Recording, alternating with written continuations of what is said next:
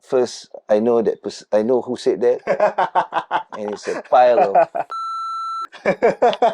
Uh,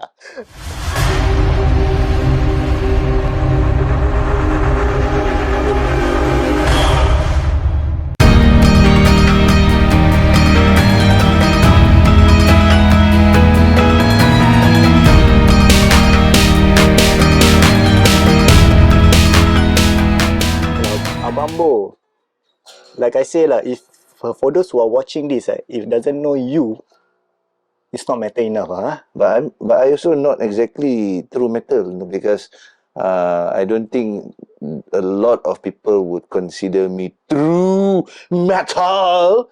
Tapi aku peduli apa kan? Just like sometimes I will go into Malay, sometimes I go into English, because I am bilingual, a product of this country.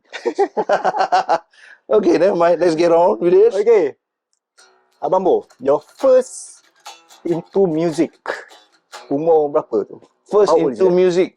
Yeah. You General music or distortion I guitar mean, music? Your first music yang you dengar. First music that I think I Jiwang listened ke? to, no. There was, I think, 1977 when I saw Black Dog Bone on local TV lah. They played their hit song Si Gadis Ayu. Hey si gadis nan ayu, deng deng cik cik deng deng. And then I saw Jad Ali playing drums and singing. Oh. So I asked my arwah dad untuk drum kit. Yeah, because Jad Ali. No kidding. It was 77 was Jad Ali. And then because I like cowboys, so I think the second song that impacted me was Glenn Campbell, Rhinestone Cowboy, back in also late 70s probably. My arwah dad bought arwah Pak Abdi kan, bought a pirated cassette, Glenn Campbell. Because that time we don't know what's pirated, what's original. Too young to know. Back then we don't know. Back then. Yeah. Okay. Your first band created during school time ke? Or your first, okay, let's go together. This create a band. First band created probably just back in Sec 1. Although in primary 6, I actually wanted to do a band, even though I don't know how to play any instrument. I probably know how to play on the Casio tone, and I feeling that I am Aha or Tears for Fears. The old Casio tone. Yeah, the old Casio tone, not even the big one. It's the small one. Yeah, Casio tone lama. Yeah, Casio.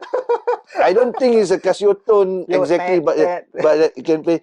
I still remember the tune that is automated inside that little box. Ning ning ning ning ning ning ning ning ning ning ning ning ning ning. See, I told you, I'm not exactly metal. And I don't care, like seriously. So yeah, on that one, when I was primary 6, we even had a name. We named ourselves Kids from Heaven. I don't know why I call that name Kids from Heaven. And inspired by? Aha, Duran Duran, Tears for Fears, Power Station. Actually, I really, if you talk about guitar wise, I actually like the distortion after I heard the.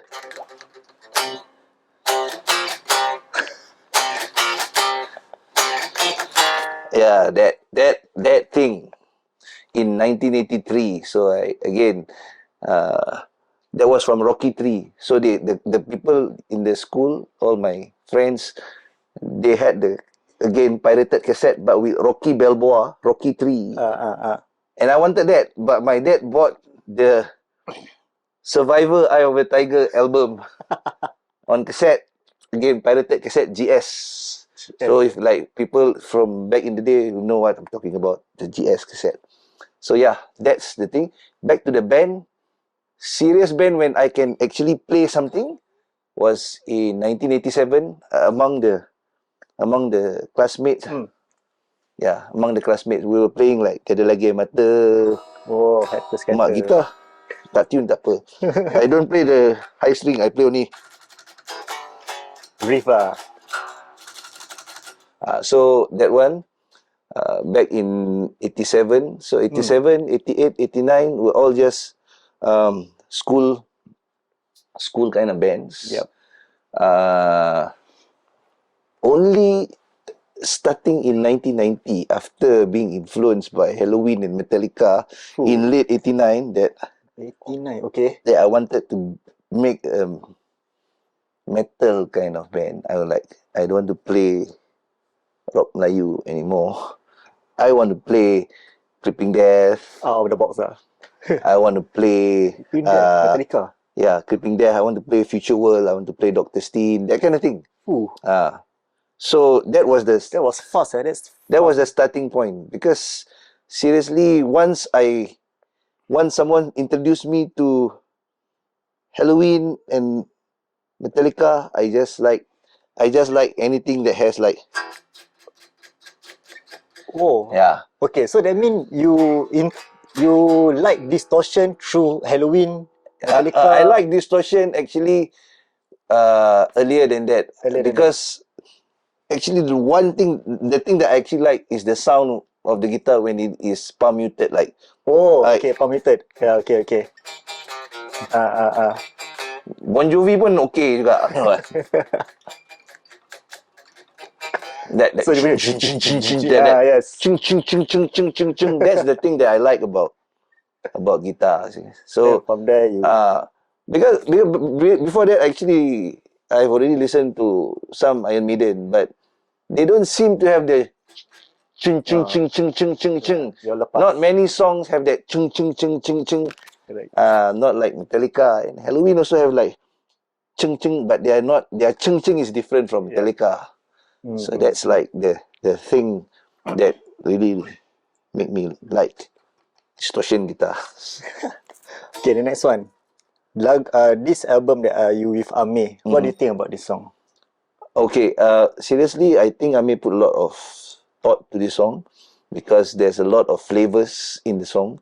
It reminds me of Malakesh, but not in like a copy sense, but you know, when you have that kind of that kind of Concept. Middle Eastern stylings.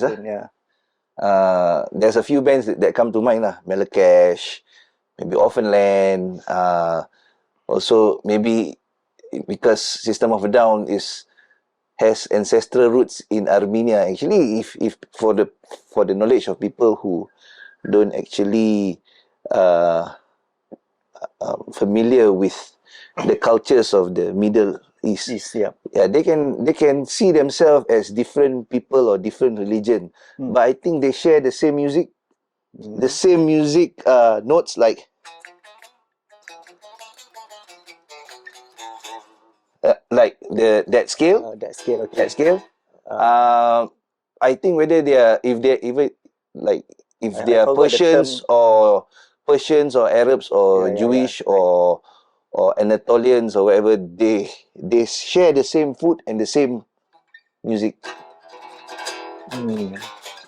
So that's why it's like when you talk about metal fused with Middle Eastern flavors, it brings to mind those bands like System of a Down is from Armenia, near to the Middle East, so they also have that kind of vibe. Oh, for this song, Amyr message you first, or Amyr send the song first for you to listen and you accept? Okay lah, I will sing for you, or how is it? Because I think, if I get the story right, because I think these few months I went through a lot of things in my personal life. Okay. Nothing that is not positive. It's just like, yalah, takkan kita nak cerita pasal rumah kena HIP semua. No, I don't think people want to be interested in that. It's like, so I forgot actually, but I think this was back in somewhere, maybe in late July or early August, that he this year. He emailed me.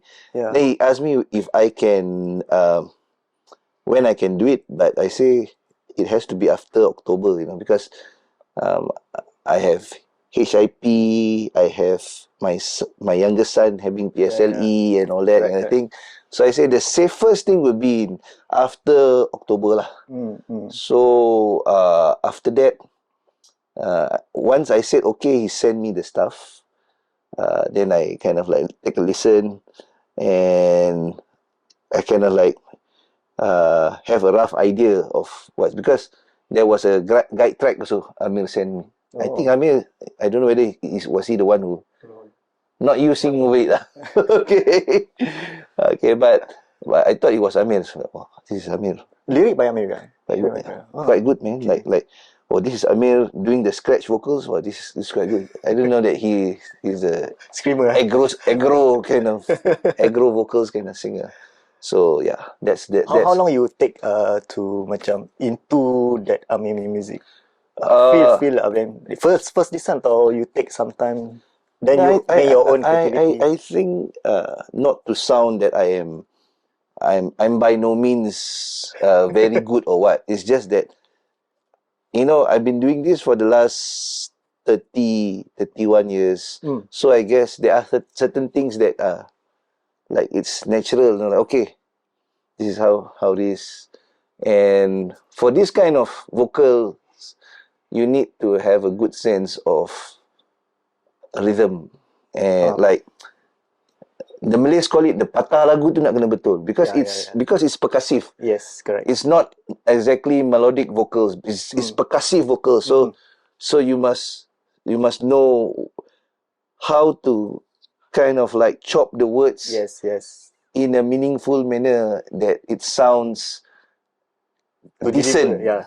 So experience have taught me like how to do it, even though I'm just an amateur musician. Okay, all of people know you as a vicious volume DJ. Okay. Some people follow you like me. Okay, I know that you are coming from Fractured Skull. Okay. Then go to Manifest. Then from Manifest, bergama, then your own Chugga Ritual. Okay, andai kata, okay, you really step down. You want to step down from doing all this, or doing all this for DJ or that, for example. What do you see rock music in Singapore in the future? What can you see that? Because right now we are depending on you, no? Oh, the better. Right now we are depending on you. I think what we all should do, metal musicians, seniors or juniors, or semi-pro or pro and all that, is I think they also have realized that the world is a bigger place, and the world is actually a lot connected. So even if there's no more vicious volume, I think people can still survive. People can know how to get their music out and all that. Because now current technology. Yes, with now current technology. I mean, seriously, you might be in Singapore, but you are communicating with somebody in Malta, Romania, or wherever. So technology has actually bridged us, you see. And I think that it won't be a problem. It would be interesting to know what I would do on my own, rather than this big question, because honestly, like somebody said, like the usual saying, all good things must come to an end. So I think one day, maybe not soon, I don't know when, one day all this will end. So I do not know. I can't picture myself not doing music at any level. So I think if there's a day that I don't play music or write music, it will be a sad day. Okay. Will you agree, Bambo? Not to mention him, I heard this from the TV. Someone said that music industry in Singapore is not heavy. Not heavy? Not heavy. That means there's no support, something like this in the code way lah. I saw one of the television program, and one of this person said that in Singapore music industry is not heavy. So you have to mix around with the heavy people in our neighbor countries. Do you agree about that? First, I know who said that, and it's a pile of bullshit. Sorry, but I think I know probably what he's hinting at, what Yes. he's saying, but the fact speaks for itself. Yeah. Singapore has uh, three big names that are actually on the world stage in terms of what is the extremity of heavy. They have three big names. There are three names. I mean, not only rocks lah. I mean, other genre Yeah, lah. because you see, when you talk about heavy, you have to talk about heavy in its extremity. Okay. So if you're talking about heavy in its extremity, we have Impaiti, we have Wormrod, we have Rudra. Yeah, Rudra. Which country are they from?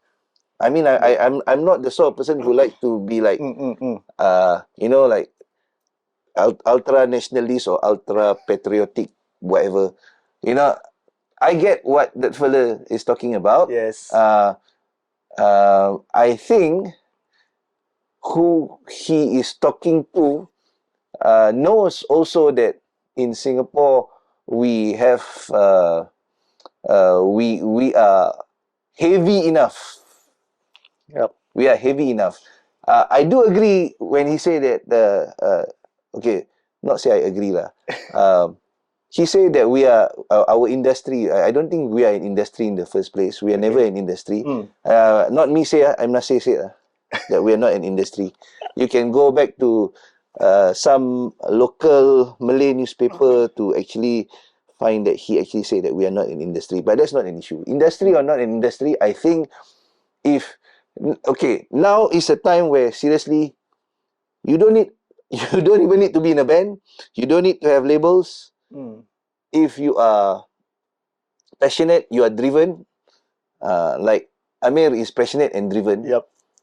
He's I don't recall him being signed to any label or what. He's doing it on his own. He's self-financing. He is self-promoting. So I think if Amyr can do it, anybody else can do it. It's just a matter of you want to do it or you don't want to do it. Seriously. Yep. And you don't need to mix with the heavy people. Like, how heavy do you want heavy?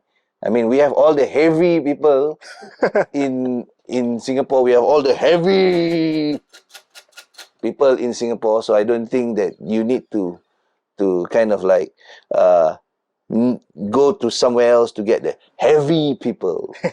Yeah. Okay, Bambo, you know, I mean your first album, that the new chapter, that was when he first released, right? It actually was picked up by US, support by US and some other countries. But you know, like, he doesn't receive some support in Singapore, except for all the metalheads that he knows lah. What advice can you give to Amyr that you know? Do not stop or ignore whoever that support you or whatever. Okay. Because when he first album, it's actually doing well in other countries rather than Singapore. For me, I think Amyr is a seasoned musician. He's a producer, so I don't think he. Honestly, and I humbly say this, and I with all humility I say this. I don't think that he needs any advice from me. I think he knows how to handle this. If there is an advice or that I can share, this didn't come from me. Like many years ago, one wise man said this to me: don't worry about what those people who are not into what you create say about you. You pander, you serve those who are into your stuff. So yang tak suka tu you ignore. Those who are not into your stuff, you ignore, because it only matters those who like what you create. Those who don't like, ignore. Okay. How old are you, Bambo? Oh, I am 48. 48. If you have a time machine, you go back to your 19 years old, what advice would you give to yourself when you're 19 years old? Oh, my advice would be two things. No, okay, can I extend three things? One, never wish to be fat. What? Never wish to be fat. Okay. Okay, because sometimes you don't expand this way. Okay. Sometimes you expand this way. Okay. So never wish to be fat. Okay. Don't wish to be fat. To your 19 years old. Yeah, that's one. Second, uh, don't use too much hairspray and gel. Seriously, I was trying to keep my fringe long for headbanging purposes. So what I would do, and this is sometimes I look at all the gentleman haircut. It I was was like your saying, code 10. whatever cheap gel and a hairspray. So I was like combing my long fringe under here, like flipping it underneath and putting gel and putting hairspray so that people think that my hair is like Short lah. doesn't have that thing in front. Okay. So and no offense to people who like to sport the gentleman haircut or the pompadour or whatever. No offense to that. But aku dah buat benda tu dulu lah. Back when I was 19 years old, and that's not because that I want to look like that, but I have to because I was schooling. Yeah. See? Correct. Okay, that's number 2. Number 3 is seriously, if you want to my 19-year-old self, if you want to do this for a long time, save up as much as you can, because it's an expensive hobby.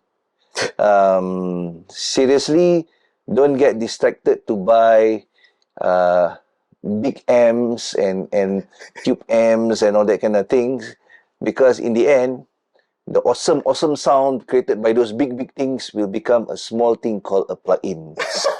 So you don't need to buy all those kind of things.